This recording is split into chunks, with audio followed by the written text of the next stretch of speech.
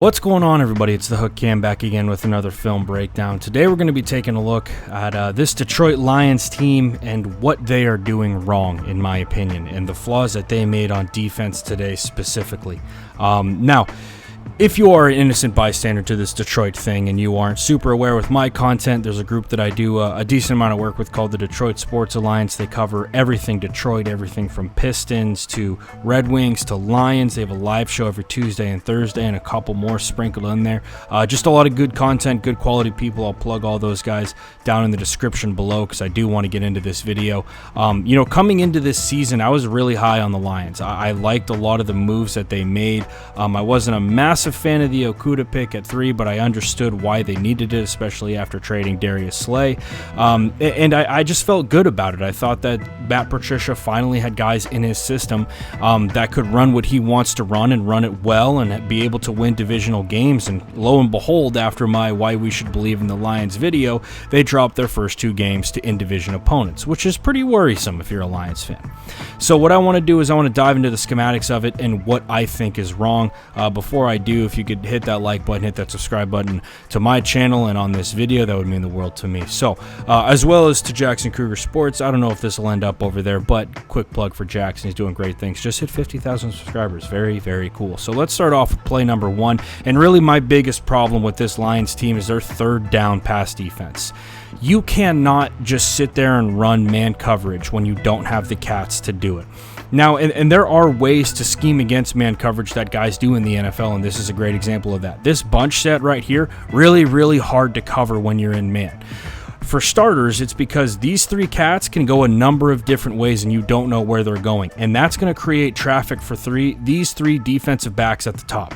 On top of that, if you don't have a middle of the field player to drop off here, this entire box right here is wide open. And if this cat has any sort of IQ, which we all know 12, and he's got a pretty damn good football IQ, he's going to pick you apart. So for this first third down right here for the Packers, what they're going to do is they're going to run upfield with their point man. They're going to run upfield with their number 3 receiver, and they're just going to run a quick drag underneath with their number 3.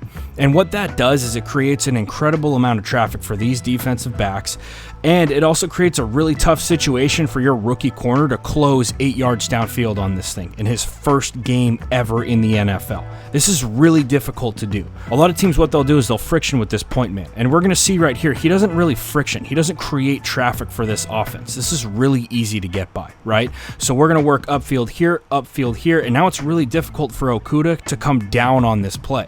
So we're going to see 83 with a ton of green grass to work, and I mean too much. On top of that, 30, Jeffrey Okudah, excuse me, I don't think he likes to be called Jeff, and I don't want to disrespect him.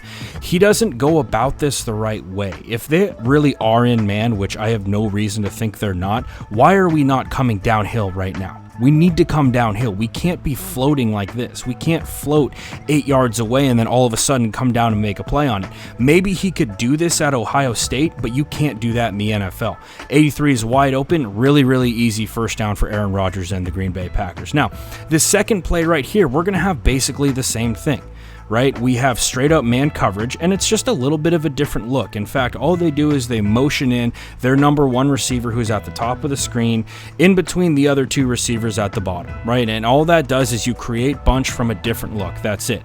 Now, what they do with this is with their number 3, they're going to stop him at about 3 or 4 yards, and then they're going to run 2 in routes, right? Or 2 digs, whichever you want to call it. I would call them ins because they're not very deep. And literally, it's pick the open guy. That's it. Pick whichever guy's open. We stop right here. Which window is going to be there, right? Rodgers decides to throw to that second window because we have a safety coming across on the other side, and it's an easy completion for him. There's too much in this Lions defense that's being wasted, in my opinion. In the NFL, you have to figure out which scheme works to the best for my players' talents. Now, Patricia, as a Patriots fan, I've seen Patricia a lot, right? And he infamously is just going to pound his man coverage, and if you can't run it, then they'll find somebody else. That worked in New England. It's not working in Detroit. So we have here a 3rd and 3. This is a crucial down right here. If you stop the Green Bay Packers, it's 14-6. You get your offense going. Hopefully you get a touchdown, 21-6, 17-6. A lot different than 14-6, which is a 1-score game. Once again, we have trips down here at the bottom, and we're running man coverage. We have 4 defensive backs going to this side of the formation. Who's going to be on this running back? This is the guy who ends up getting the rock. All the Packers are doing is they're going to clear out, right? This dude's not even running a route. This is a rub route. That's it. This is just your classic run-of-the-mill rub route. You know why? Because they're running man coverage with these 3 guys. This dude's bracketing a corner route that's going to come over the top. And now we're forcing this linebacker right here to work over all of this traffic and cover the running back, which he's not going to be able to do. So you, as the Lions head coaching staff, as the coaching staff there, you are putting your guys in a position to fail. When you do stuff like this, you have to mix up your coverage. If it's not working, you have to mix it up. You can't live and die by a coverage, by a scheme, if you're constantly dying by it. You have to change things up, especially when you're playing Aaron Rodgers, especially when you're playing a division opponent who knows what you're going to run. So here we go again, 3rd down and 6, crucial down in this game. What are the Lions in again? Man coverage. Okay, great. I get that we're in man. We even have a middle of the field player this time. We're looking good. We're manned up here, we're manned up here, we're manned up all across the board. What do the Packers run when it's man coverage? And I tweeted this out earlier. They run mesh, okay? And with mesh, there's a number. These 3 routes are kind of besides the point. They are routes that Aaron Rodgers will hit if the coverage dictates that. The coverage is going to dictate man coverage. And we're going to run basically a drag with our number 1 at the top. And we're going to run a drag right here. What that does, just like any other great man beater, is it creates traffic and it puts your middle of the field player in a really, really bad situation. Now we have to have defensive backs that trail these 2 receivers, but these 2 receivers know where they're going, right? And you can see right here, and this is the beauty of mesh, is a phenomenal play call, okay? We're going to run in the path of this dude. If he just straight up makes contact, defense or offensive pass interference, plays coming back. But we just run up in the path. As soon as we get to kind of where we're in his lap, about to hit him, we chop our feet, move around him, and then we open up a lane for this cat because this defensive back is trying to cover this receiver, which he's not going to get to. Now, Cam, what about the middle of the field player? That's what he's there for, right? Yes, but he doesn't know what's happening behind him. And it's really easy for this dude to manipulate this dude when this dude doesn't know what's happening behind him. So there we go. We run our mesh. There's no way that our middle of the field player is going to get there. Easy catch, easy first down. We're upfield. Once again, a critical down in this game. If you go back and look at the downs that I'm talking about, every single one is a 3rd or 4th down. Every single one. Right? So they've done their man beaters a bunch. Now it's 3rd down and 4. They got a little bit of breathing room, so they're going to take a shot. So what they run, again, is a very classic rub route. They run a curl with their number 1, and they run a fade with their number 2. If you watched LSU last year, they ran a ton of this, okay? Now, what's the problem with this? In my opinion, we're not frictioning off the snap, right? We let him get 2 or 3 yards upfield. He gives us that inside shoulder, and we're trying to friction that, right? We're at arm's length right now. I don't hate that technique at all, but once we get upfield, it's very, very clear that this dude is a rookie and cannot run with this guy. That's what's very clear about this. 83 does a really good job of pushing his arm. Yes, it's probably a little bit of a push-off, but they're not going to call it every time, and it's football. Stuff like that happens. I'm not going to blame the ref for something like that. It's a wonderful ball from Aaron Rodgers. We do a good job getting that extension right there, and then we just got to run underneath it. 30 is not in any position to make that play. And to be honest, is it his fault? No, it's his first NFL game ever. And he's got to play Aaron Rodgers. Really difficult to do. Now, moving on to something that is probably the worst thing to ever watch as a football fan for your team is watching the defense just get gashed by the run. Watching whichever defense you're a fan of just get absolutely pummeled by the opposing team's running game is heartbreaking. So let's go ahead and break this down. This is going to be a 75-yard run from Aaron Jones for a touchdown coming out of the 3rd quarter. Right? This is kind of the time that you're like, okay, we had time. We're gonna make our adjustments at the half. We're gonna come out. We're gonna play good defensive football, and we're gonna come back and win this football game. That's what you're preaching.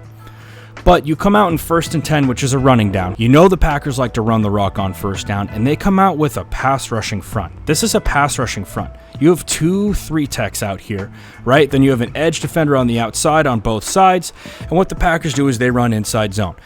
Really, really easy to beat when you run inside zone to this. And here's how it's going to work out. Okay, I'm going to break this down really simple, even without end zone film. This is your left tackle, that's your left guard. These two guys are going to combo this 3-tech up to this linebacker. My center, who has absolutely nobody on top of him, is going to work upfield to this linebacker. We're going to work out with our right guard, we're going to work out with our right tackle, and we're going to have a massive running lane right in the middle of this defense.